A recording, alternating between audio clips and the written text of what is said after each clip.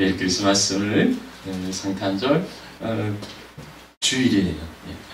성탄절 주일입니다. 하나님의 은혜가 사랑하시는 하늘가족 여러분들에게 충만하기를 축복합니다. 우리가 그 대림절부터 성탄을 준비하면서 메시아의 족보에 올라 있는 여성들을 이제 살펴보았어요.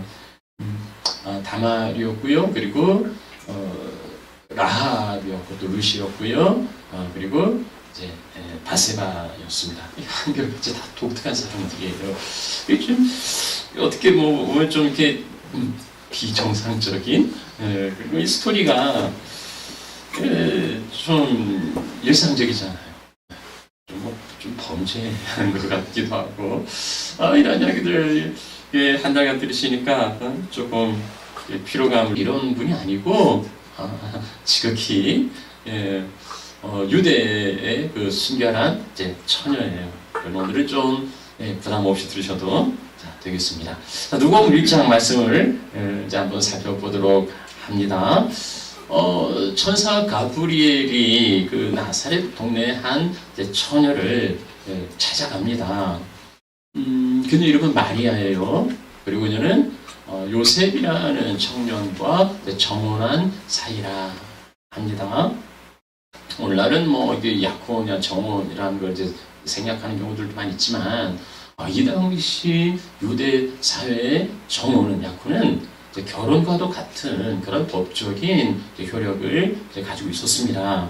다만 이제 동거하는 것을 제외하고서는 이제 결혼을 준비하면서 어떤 그 법적인 부부와도 같이 간주되었어요. 그래서 약혼 기간이 이제 사망 죽으면 과부가 되는 거죠.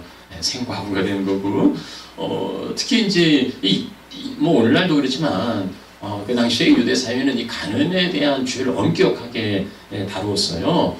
그래서 그 결혼 전에 아이를 갖는다거나 뭐 이러면 이제 돌에 맞아 죽는 오늘날도 뭐 그 이슬람권의 중동 사회는 그 명예살인이라 해서 그렇게 이제 가족들이 그런 당사자를 이제 살해하기도 해요.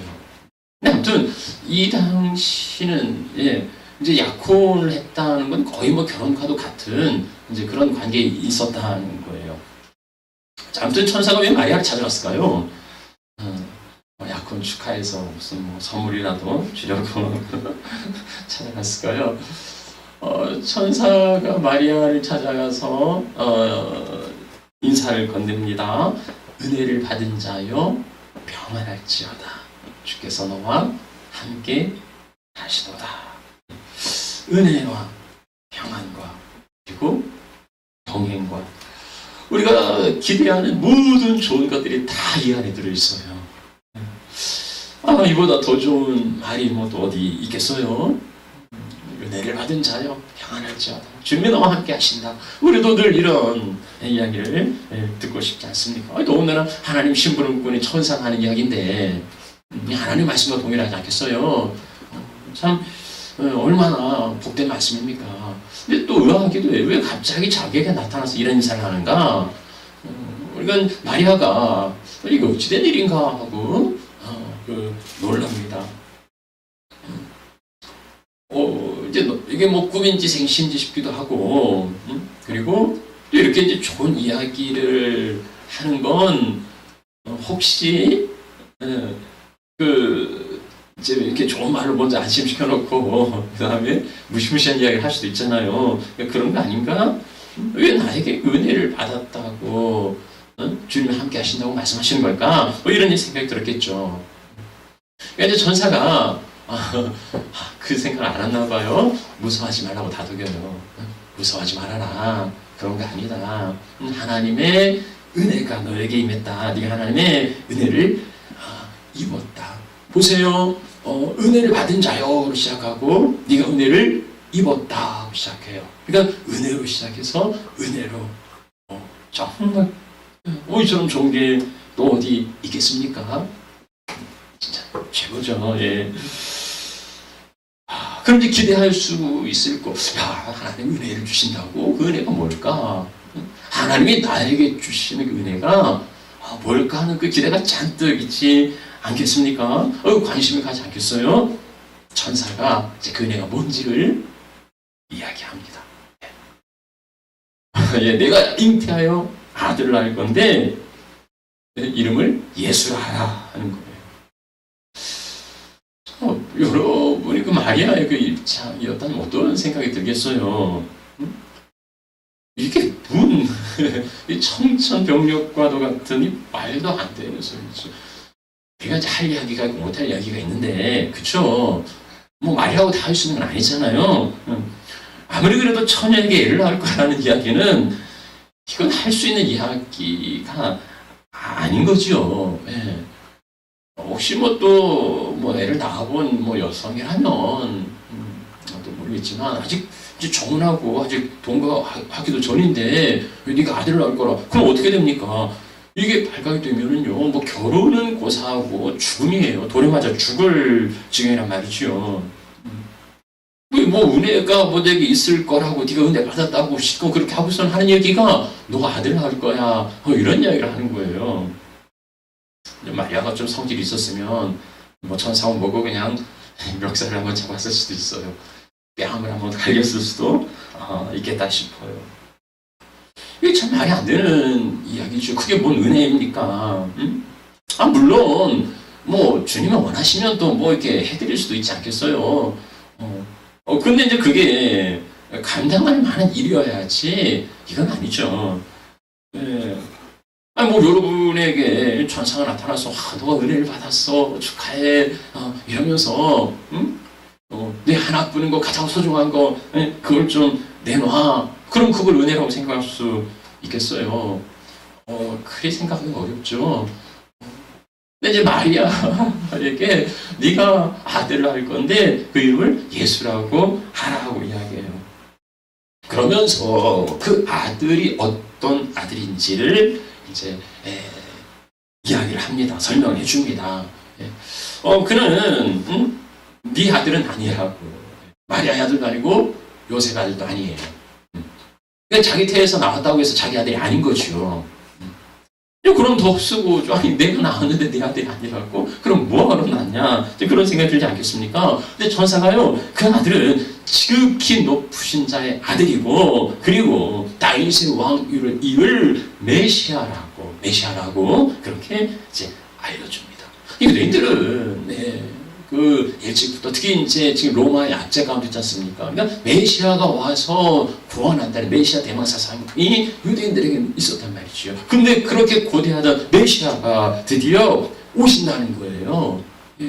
자기 백성을 구원하려고 메시아가 오시는데 이게 하필 자기의 몸을 통해서 자기의 태를 통하여서 오신다는 말씀을 하고 있죠. 근데 이러면 마리아가 어떤 생각을 할까요? 마리아가 뭐 노발대발하고 막 길길이 날뛰고 그러진 않았던 것 같아요. 어떻게 감히 나를 이러진 않았고요. 그렇게 아마 하지 않았던 이유 가운데 하나가 이건 이 말씀은 불가능한 일이야. 이건 안 될 일이라고 생각을 했을 수도 있어요. 왜냐하면 자기가 잘 알잖아요. 내가 남자를 알지 못하는데 나는 남자를 이렇게 가까이 한 적이 없는데 어떻게 애를 낳을 수 있냐고.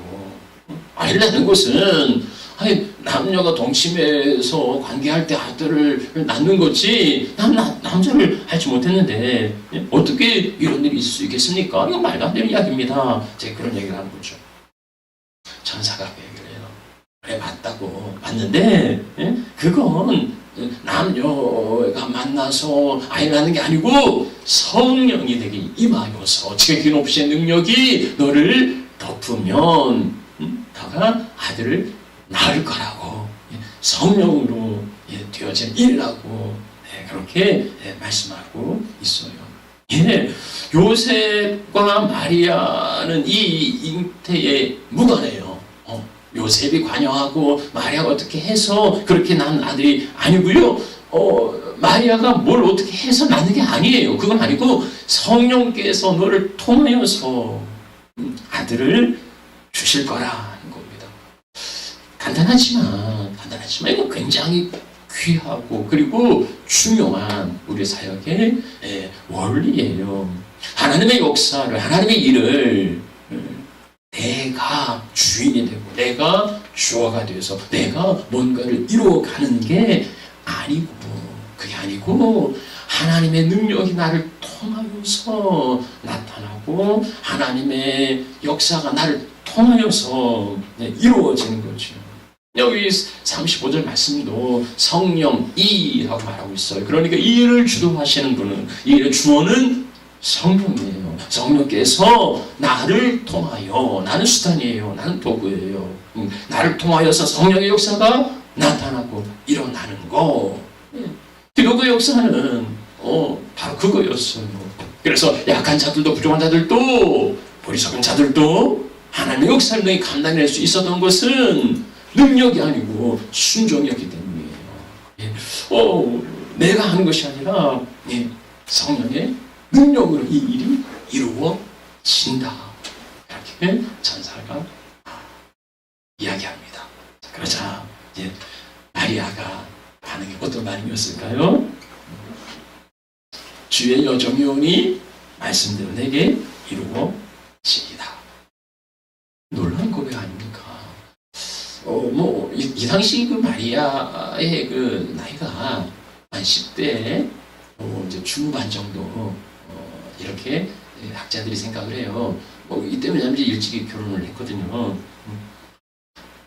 그러니까는 이 10대 소녀가 이게 철이 없어서 이게 뭔 말인지 뭔 뜻인지 모르고 하는 이야기인가? 그렇지 않아요. 그렇지 않아요. 마리아가 이렇게 고백할 수 있었던 거, 이 엄청난 사건 앞에 자유를 드릴 수 있었던 것은요, 간단해요. 뭐 이렇게 복잡하게 생각하고 계산한 게 아니었어요. 주의 여종이오니. 내가 이렇게 할 수 있었던 건 뭐냐면, 내가 주님의 종입니다. 주님이 나의 주인이시고 나는 종입니다. 하는 거예요. 주인의 뜻을 거스를 수 없는 하녀라는 거예요. 근데 내가 뭘 주장할 수 있겠는가? 주인이 그렇게 하시겠다면 하는 거지. 주인이 하시겠다면 내가 거부하거나 내가 그것을 거역할 수 없다고 그렇게 말합니다. 근데 보세요. 이 하녀라는 게 어떻게 보면 내가 하녀다 하면 참 비참하게 생각될 수 있어요.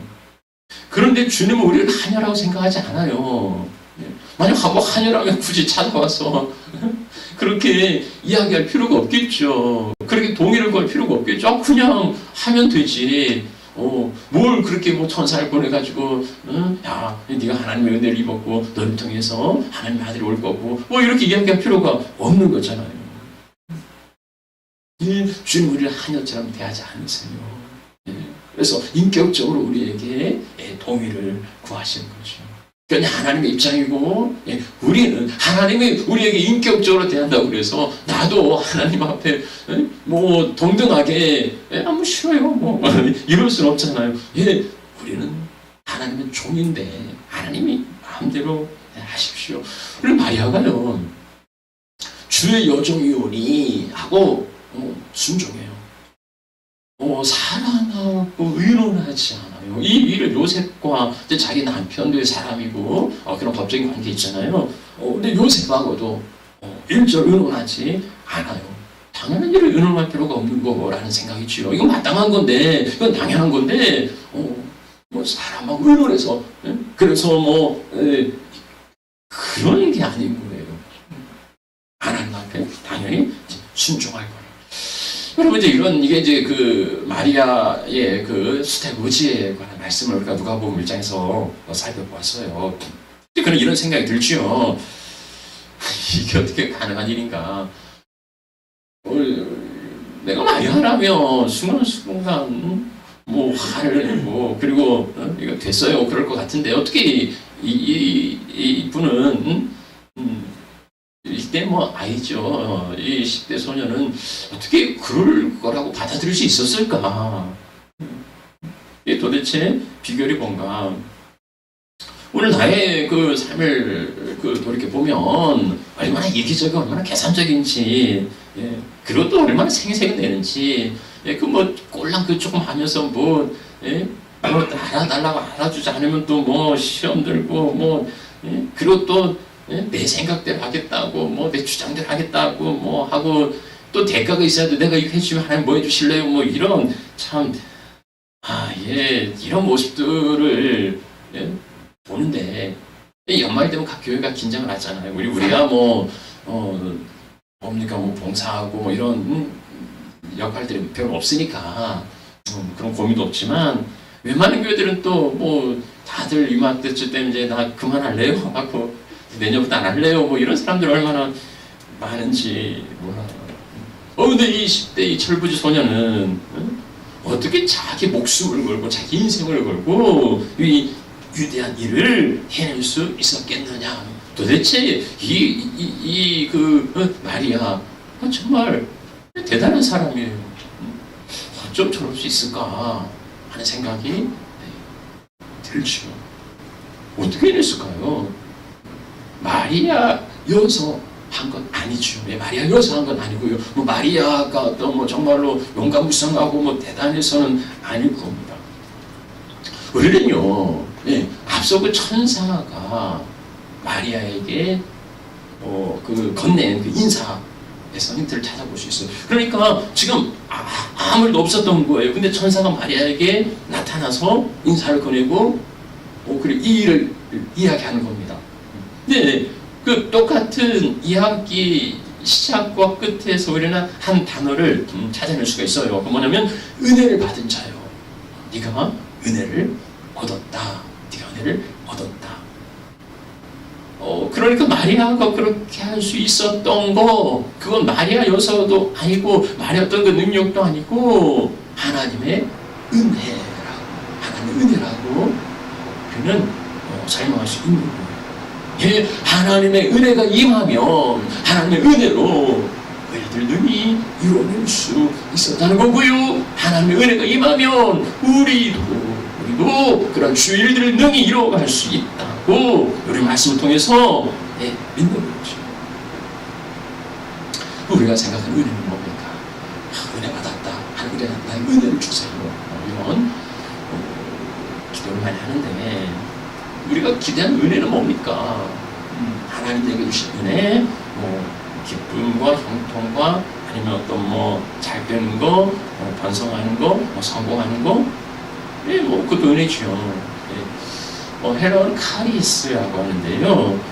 헤런 카리스는 이제 은혜, 호의이면 뭐 친절, 뭐 선물, 뭐 이런 의미예요. 그러니까 은혜를 한마디로 말하면 하나님이 값없이 베풀어 주시는 하나님의 선물, 그게 이제 은혜.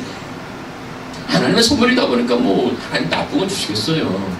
하나님이 못 쓸 거 주시겠어요? 하나님은 좋은 거 주세요. 그래서 당연 좋은 거죠. 자, 그런데요. 우리가 이제 크리스마스 때 뭐 만약에 선물을 주잖아요. 어떤 선물은 이제 포장지가 좀 부들그레한 포장지도 있고 어떤 선물은 아주 포장지가 아주 예쁘고 멋있는 포장지가 있어요. 근데 포장지에 따라서 내용이 따라가진 않아요. 포장지와 알맹이는 다를 수 있어요.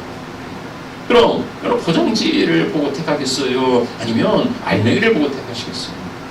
포장지는 조금 그건 뜯어서 버리는 거예요. 그거 갖고 기념품으로 쓰지 않아요. 포장지는 좀 예쁘지 않아도 이제 실속이 있어야죠. 그러니까 알맹이가 있어야죠. 그래서 우리는 뭐 포장지에 마음 흔들리지 않아요. 그 내용을 보는 거예요. 보세요. 마귀 믿기는요, 이 포장지가 화려해요. 그래서 뭐 기쁨, 뭐 번성, 형통, 뭐 성공, 뭐 이런 게 이제 포장지를 화려하게 쓰지만 알맹이는 죽음이에요. 알맹이는 그건 고통이에요. 하나님의 선물은요, 어쩌면 포장지가 바뀌어요. 어쩔 때는 고난으로, 어쩔 때는 역경으로, 어쩔 때는 정말 어려운 그런 슬픔과 눈물의 포장지를 사실 때도 있어요. 그러나 그 알맹이는 언제나 동일해요. 언제나 기쁨이고 언제나 평강이에요. 그러니 헤세드, 그 하나님의 그 카리스, 하나님의 은혜는 어쩌면 목숨을 담보하는 그런 모험과 그리고 어떤 받아들이기 어려운, 납득하기 어려운, 이해할 수 없는 그러한 고난을 치고도 그러나 그 알맹이는 기쁨이고 평안이에요. 그게 하나님 은혜의 선물이죠. 그래서 하나님 우리에게 은혜로 주실 때에 그 은혜로 우리를 살게 할 뿐만 아니라 그리고 하나님의 뜻을 이루어 가게 하세요. 하나님 우리에게 은혜를 주셔서 그 은혜로 살고 그 은혜로 일하게 하신다.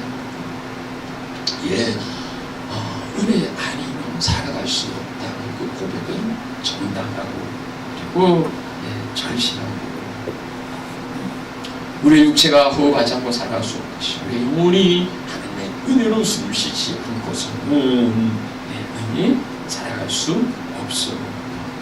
그리고 그 은혜로 인하여 우리는 넉넉히 감당하고 이겨냅니다. 우리 그 경험도 그렇잖아요. 하나님의 은혜가 있으면요 문제될 거 없어요. 어떤 상황이 온다할지라도 어떤 고난과 어떤 요격이 닥치라도 하나님의 은혜만 있으면 어려워도 찬양해요. 감사해요. 말도 안 되는 이야기죠. 힘들어도요 어려우면 기도로 더 매달리고요 즐거우면 기뻐하고 형통하면 감사의 선신해요. 은혜를 받은 자여 평안을지어다. 은혜가 있으면 상황이 문제가 되지 않아요. 그래서 그 안에 평강이 있어요. 평안이 있어요. 그 은혜에는 평안이 따라오는 거죠. 그 은혜가 떨어지면 어떤 현상이 일어납니다.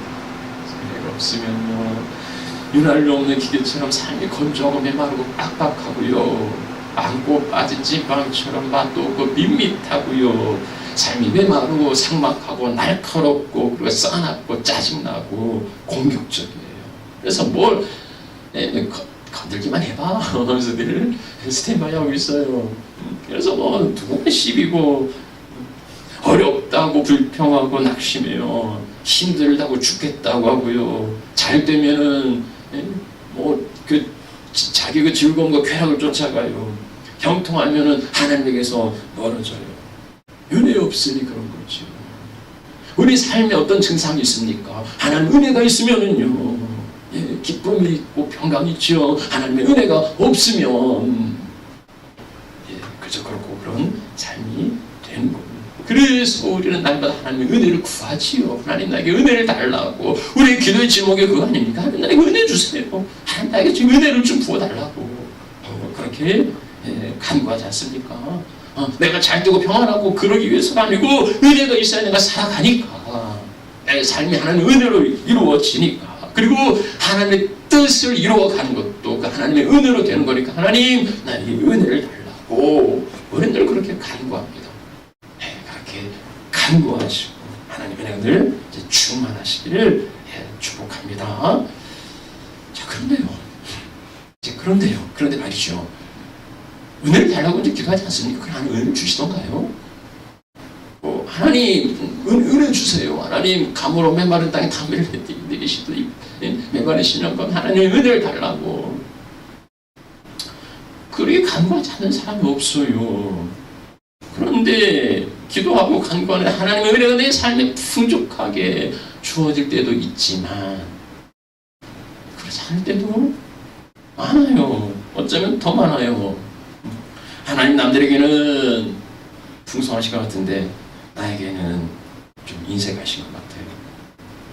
마리아에게 나타나신 것처럼 나에게도 나타나셔가지고 너가 은혜를 받은 자라고 하나님 은혜가 나와 함께 있다고 그러면 나도 마리아처럼 주의 종연이 말씀대로 이루어지다 이렇게 할 수 있겠는데 하나님이 나의 마음을 감동하시고 나에게 은혜를 부어주시면 나도 그렇게 내 삶을 드릴 수 있겠는데 그런 게 없는 것 같아요. 그래서 할 수가 없어요. 하나님의 은혜가 내 삶에 풍족하게 부어지면 목숨이라도 들고 재산이라도 바치겠는데 은혜를 별로 안 주시는 것 같아요. 그래서 그렇게 못하는 거죠. 여러분, 은혜는 어떻게 받습니까? 뭐 하나님 주셔야 받지요. 하나님 주셔야 받는데 그러면 하나님이 안 주십니까? 하나님이 못 주십니까? 근데 그럴 리는 없잖아요. 하나님이 왜 안 주시겠어요? 뭐 아깝다고 뭐 못 주시고 안 주실 거 없단 말입니다. 그럼 이 배달 사고가 어디서 나는 겁니까? 하나님은 주시는데 나는 받은 게 없어요. 그럼 이게 어디로 간 겁니까? 이게 어디로 실종이 된 겁니까? 하나님이 우리가 은혜를 받았다, 아니면 은혜를 얻었다 하는데요. 예. 그러다 보니까 하나님은 나에게 주시고 내가 어떤 받는, 그래서 이게 어떤 그 피동적인 이런 이제 느낌이 있어요.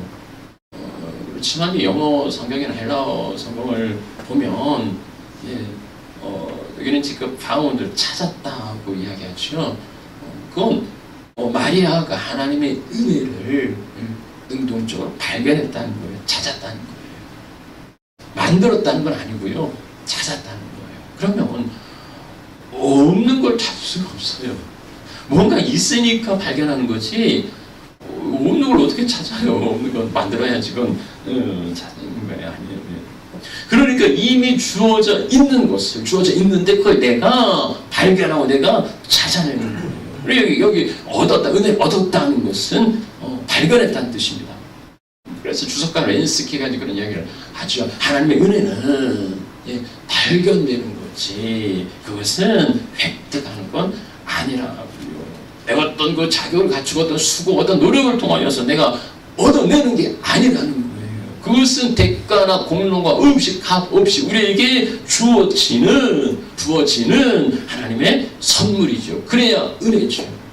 하나님은 은혜로우시고 자비하신 분이라 하나님은 선인과 악인의 햇빛과 담배를 내려주시는 분이에요. 그래서 그는 은혜 베풀기를 좋아하시고 기뻐하시는 분이라 내가 은혜 베풀 때 은혜를 베풀고 긍휼히 여길지 않은 긍휼히 여기신다고 그렇게 말씀하세요. 하나님 은혜를 베풀어 주시는 은혜의 하나님이에요. 하나님 은혜를 충만하게 부어주셨는데 하나님 인색하다고 마치 나에게 안 주시는 것처럼 그렇게 생각하고 은혜 달라고 떼쓰고 있다면 내가 다 좋잖아. 근데 뭘 또 달라고 그러니 한번 찾아봐. 이 삶의 주변에서 한번 찾아보라고. 은혜 하나님들 우리와 함께 계세요. 이 시간에도 우리에게 은혜를 베풀어 주세요. 그것을 믿음으로 발견하는 것, 그것을 찾으면 되는 거죠. 물론 이제 다른 하나님이 은혜 주신 자리가 있는데 뭐 다른 데 가가지고 은혜를 이야기하는 것도 안 되겠죠. 그러나 하나님은 은혜로우시고 자비하시고 인자와 진실이 많으신 하나님이시다. 하나님 우리에게 은혜를 주셨어요. 하나님은 이미 우리에게 놀라운 은혜를 베풀어 주셨어요. 그런데요, 보세요. 하나님은 나를 그 강제적으로 그 누아지경으로 이끌어가진 않아요. 그러니까 하나님의 은혜를 아주 막 이렇게 떠밀어서 야 이거 좋은 거야. 우리 이제 부모님들이 아이가 어릴 때 그러죠. 이거 먹어야 돼 하고 막 너 이거 안 먹으면 뭐 안 줘. 이제 그러는데 하나님 우리에게 야 너 이거 은혜 이거 먹어야 은혜 받아 너 살아. 이거 막 억지로 그러진 않아요. 하나님 우리를 인격적으로 존중하셔서 우리를 마음의 문을 두드리시고 그리고 기다리시는 거죠. 그러니까 하나님 우리에게 은혜를 주시는데 인격적으로 우리의 마음에 녹화하세요. 거기에 반응하지 않으면 그것을 거역하면 거부하면 하나님의 은혜는 아무리 풍성하고 놀랍다 해도 나의 삶에 더 이상 역사하지 않아요. 아무리 소중한 떨어져도 오퍼는 오면 물 한 방울 받을 수 없어요. 하나님 은혜가 소나기처럼 쏟아져도 내가 마음을 닫고 굳게 강팍하게 고집하고 있으면 하나님의 은혜는 나에게 절대 임하지 않아요. 임할 수 없어요. 하나님 인색해서가 아니고 내 고집 때문에. 말씀 마무리하죠. 오늘 마리아에게 임한 놀라운 역사들을 살펴보고 왔습니다. 어떻게 저럴 수 있나 싶은 거죠. 근데 어떻게 그럴 수 있는가? 한 단어, 은혜로 우리는 설명할 수 있고요. 하나님은 마리아뿐만 아니라 기독교 역사 가운데에 수많은 사람에게 이 은혜를 베풀어 주시고 그 은혜로 주의를 감당할 수 있게 하셨습니다. 성탄의 기쁨은 마리아의 순종을 통해서 우리에게 전해졌는데요. 그렇게 말도 안 되는 일에 순종할 수 있었던 비결은 그가 하나님의 은혜를 받았기 때문이에요. 좀 더 분명한 의미는 하나님의 은혜를 발견했기 때문이죠. 그 은혜로 그는 감당한 겁니다. 마리아뿐 아니라 오늘 동일하게 내 삶에도 부어주시는 하나님의 은혜가 있고 그 은혜를 발견하고 은혜를 찾을 수 있으면 좋겠습니다. 그렇게 은혜로 충만한 하나님의 자녀 모습들이 되시기를 축복합니다. 우리 함께 찬양하죠.